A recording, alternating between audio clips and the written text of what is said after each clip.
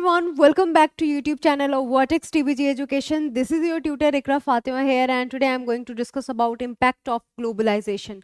लेकिन इस वीडियो को स्टार्ट करने से पहले मैं आपसे रिक्वेस्ट करना चाहती हूँ, आप हमारे चैनल पे नए हैं या आपने हमारे चैनल को सब्सक्राइब नहीं किया है तो जल्द से जल्द हमारे चैनल को सब्सक्राइब करें और हमारे नए अपडेट्स नए वीडियोज़ को मिस ना करें बेल आइकन प्रेस करके। तो चलिए स्टार्ट करते हैं। Impact of globalization in India.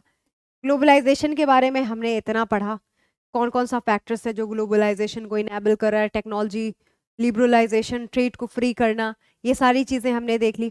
Impact of globalisation देखते हैं, हमारे इंडिया में ग्लोबलाइजेशन का क्या इम्पैक्ट पड़ा है।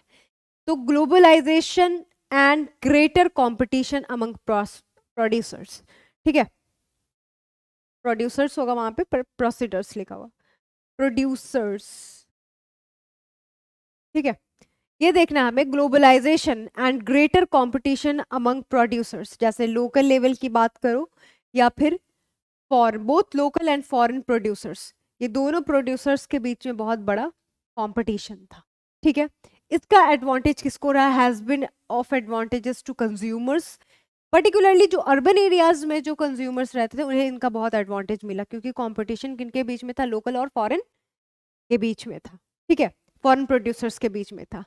ग्लोबलाइजेशन में हमें ये देखना है कि इसका इम्पैक्ट इंडिया में क्या पड़ा। इंडिया में जो लोकल प्रोड्यूसर्स थे और जो फॉरेन प्रोड्यूसर्स थे उनके बीच में महा कॉम्पिटिशन था, ठीक है, जिसका एडवांटेज कंज्यूमर्स को मिला, पर्टिकुलरली जो अर्बन एरियाज में रहते थे उनको मिला, ठीक है। तो amount producers and workers among producers and workers, the impact of globalization has not been uniform. ये ग्लोबलाइजेशन जो प्रोसेस है, इम्पैक्ट जो है ग्लोबलाइजेशन का, ये यूनिफॉर्म नहीं था, किसके बीच में? एक जैसा नहीं था, यानी कि जो प्रोड्यूसर्स और वर्कर्स के बीच में ग्लोबलाइजेशन का इम्पैक्ट यूनिफॉर्म नहीं था। कैसे? दो रीज़न है इसका। पहला देखते हैं, MNCs have increase their investment, क्योंकि ये जो मल्टीनेशनल कंपनीज जो हुआ करती थी, इन्होंने अपने इन्वेस्टमेंट्स को इंडिया में क्या किया? 20 साल से ओवर पास्ट 20 ईयर्स इंक्रीज किया। Means investing in India has been beneficial for them and have been interested in industries. MNCs ने इंडिया में जो 20 साल से इन्वेस्टमेंट किया, ठीक है, जो इन्वेस्टमेंट उन्होंने किया इंडिया में वो उनके लिए क्या रहा? बहुत ही बेनिफिशियल रहा। और जिसका क्या रीज़न था, रिजल्ट क्या आया? Beneficial for them and have been interested in industries में वो बहुत ही ज़्यादा क्या थे? सेटअप करने में बहुत ही इंटरेस्टेड थे। जैसे एग्जांपल की बात करो तो इंडिया में जैसे एमएनसीज के थ्रू सेलफोन्स की industries, factories, automobiles, electronics, soft drinks, fast food और सर्विसेज सच एज बैंकिंग, इन सभी चीज़ों को सेटअप किया इंडस्ट्रीज बना करके, ठीक है। These products have large number of well of buyers, क्योंकि इसके बायर्स जो थे, ये प्रोडक्ट्स जिसकी इंडस्ट्रीज सेटअप की गई इंडिया में, इसके बायर्स क्या थे? बहुत ही ज़्यादा थे। Cause here in these industries and services new jobs have been created. एक तो बायर्स बहुत ज़्यादा थे ऐसे प्रोडक्ट्स के इंडिया में, प्लस इंडिया में अनएम्प्लॉयमेंट भी बहुत ज़्यादा है, तो लोगों के लिए ये जॉब अपॉर्चुनिटीज़ भी थी। इस वजह से नई नई सर्विस थी ये, और न्यू जॉब्स भी क्रिएट किया गया, तो लोग क्या हुए थे? अट्रैक्ट हो गए थे, उनको काम मिल रहा था और नई चीज़ मिल रही थी, बायर्स भी बहुत ज़्यादा थे, यहाँ कंज्यूमर बहुत ज़्यादा थे, जॉब की अकाली थी, तो ये फैक्टर ट्रिगर कर गया, ठीक है। तो इसका क्या था कि एमएनसीज जो है, यानी कि जो मल्टीनेशनल कंपनीज जो होती है इंडिया में, have increase their investment in India, India में इन्वेस्टमेंट कर रही थी 20 साल से, ठीक है। मतलब कि investing in India has been beneficial, वो जो इन्वेस्ट कर रही थी इंडिया में 20 साल से एमएनसीज, मल्टीनेशनल कंपनीज, उनके लिए ये बेनिफिशियल, फायदेमंद निकली। उन्होंने क्या किया?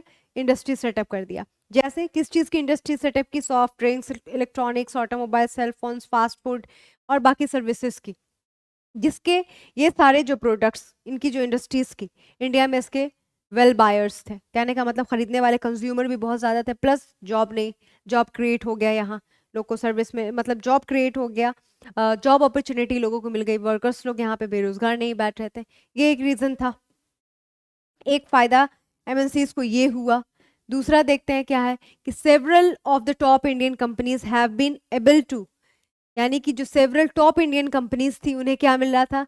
Benefit from the increased competition. ये जो कंपटीशन इंक्रीज हुआ, इनसे उन्हें बेनिफिट मिल रहा था। कैसे? तो they have invested in newer technology and production method. उन्होंने अब नए तरीके टेक्नोलॉजी मेथड में प्रोडक्शन में इन्वेस्ट करना शुरू कर दिया था। और क्या किया? And raise their production standards. अपने प्रोडक्शन के स्टैंडर्ड्स को भी उन्होंने क्या किया? बढ़ाया। ठीक है। दूसरा, globalization has enabled some large Indian companies to emerge as multinational themselves. फिर ग्लोबलाइजेशन की हेल्प से, ग्लोबलाइजेशन की मदद से इंडिया में बाकी जो कंपनीज थी, इंडियन कंपनीज, उन्हें मल्टीनेशनल बना दिया गया। ठीक है, खुद में वो क्या बन गई? मल्टीनेशनल बन गई। उसके बाद क्या हुआ? इंडिया में कुछ ऐसी कंपनीज थी जो क्या हो रही थी? Which are spreading their operations world wide. फिर globally, across globe, world, globally world wide क्या होने लगी? बढ़नी शुरू हो गई, स्प्रेड करना स्टार्ट कर दी। जैसे टाटा मोटर्स, ऑटोमोबाइल्स, आईटी की बात करो, मेडिसिन्स वगैरह की बात करो, एशियन पेंट्स की बात करो, फिर क्या, Sundaram fasteners, nuts and bolts, इन सारी चीज़ों की बात करो, तो ये कुछ ऐसे इंडियन कंपनीज थी जिन्होंने क्या किया? अपना स्प्रेड करना स्टार्ट कर दिया worldwide. Globalization has also created new opportunities for companies providing services. और क्या है? ग्लोबलाइजेशन का इम्पैक्ट इंडिया में ऐसा पड़ा कि ग्लोबलाइजेशन के थ्रू इंडस्ट्रीज सेटअप होनी शुरू हो गई।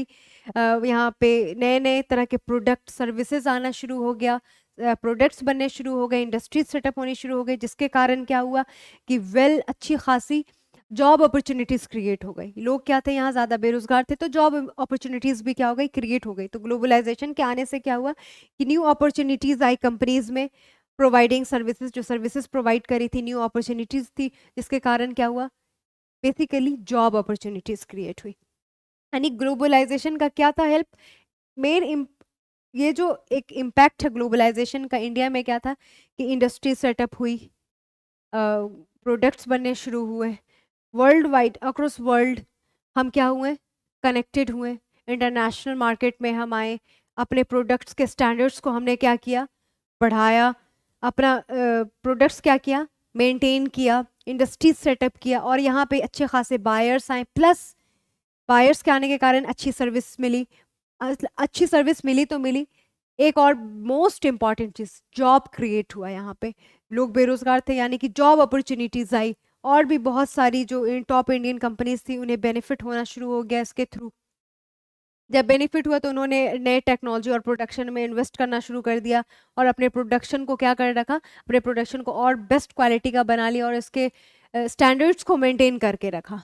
फिर बहुत सारे ग्लोबलाइजेशन के आने से इंडियन कंपनीज मल्टीनेशनल कंपनीज में इमर्ज हो गई, वर्ल्ड वाइड ये फेमस होने शुरू हो गई, और जो भी इंडियन कंपनीज थी कुछ कुछ वर्ल्ड वाइड क्या होने लगी? स्प्रेड होना स्टार्ट हो गई, हर जगह इसके सप्लायर्स मिलने लगे, बायर्स मिलने लगे। ठीक है। और क्या था कि globalisation has also created new opportunities from companies providing services. Services के थ्रू यहाँ पे क्या होना शुरू हो गया? ये एक न्यू अपॉर्चुनिटीज प्रोवाइड की थी। ठीक है। आई होप आपको ये समझ आया होगा। फिर मिलते हैं नेक्स्ट वीडियो में नेक्स्ट टॉपिक के साथ। तब तक के लिए keep learning, keep smiling, have a great day. Thank you so much.